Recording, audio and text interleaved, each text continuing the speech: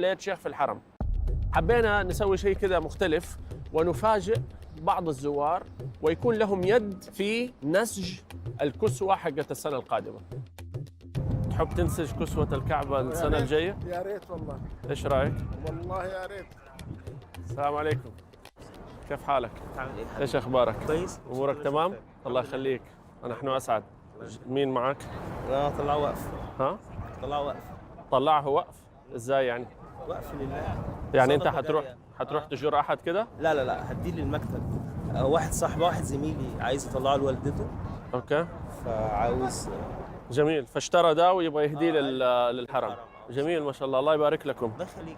تحب يكون لك يد في نسج الكسوة للسنة الجاية؟ حاجه جميله طبعا.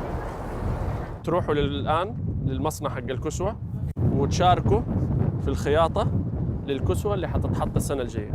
لي هذه شرف لنا الشرف. سميد التمحيل اسمه. حط يدي حلم. الحمد والشكر لك يا رب. الحمد لله، كله نصيب. الله كاتب لك إياه. الحمد والشكر لك. الحمد لله. مجمع الملك عبد العزيز لكسوة الكعبة المشرفة. هنا يتم العمل على الكسوة سنوياً.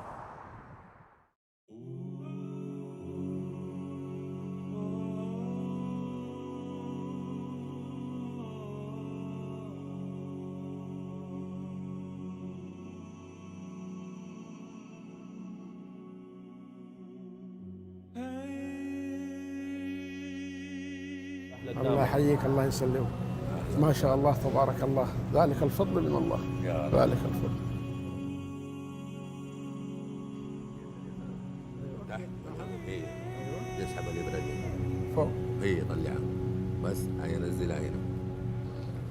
طبعا دفها من تحت بيدك. ما شاء الله تبارك الله. ما شاء الله هي هنا وراها بالضبط. تسحبها باليسار. هي تسحبها باليسار تشدها تقوم تجيب الملف هذا هنا. بس من يد اللي تحت اسحب الابره. بس انتبه يدك. ده في يدها. اسحب الابره.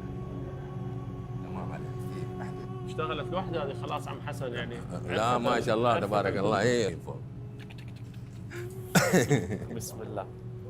حسبي الله. اللي بيشتغلوا هنا ما شاء الله بيتدربوا عليها كم بيجلسوا؟ اسحب لكم تقريبا 6 اشهر و9 و3 اشهر هنا 9 اشهر 9 اشهر بس يتدرب عليها. تدريب. ايوه خلاص اخذ الشهاده من هناك من المعهد يجينا هنا تطبيق. تمام. اي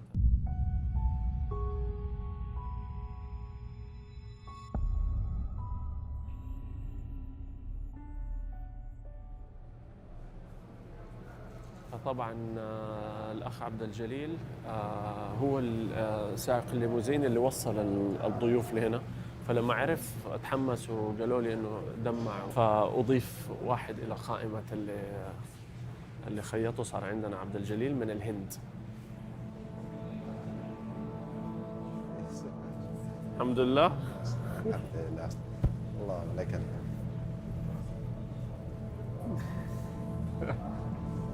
الله يكتب لك الاجر ان شاء الله. يعطيك العافيه. موفق ان شاء الله. الله يفتح عليك. سوي لنا دعاء. الله يجزاك بالخير. مرحبا بك. مرحبا بك استاذ. شكرا.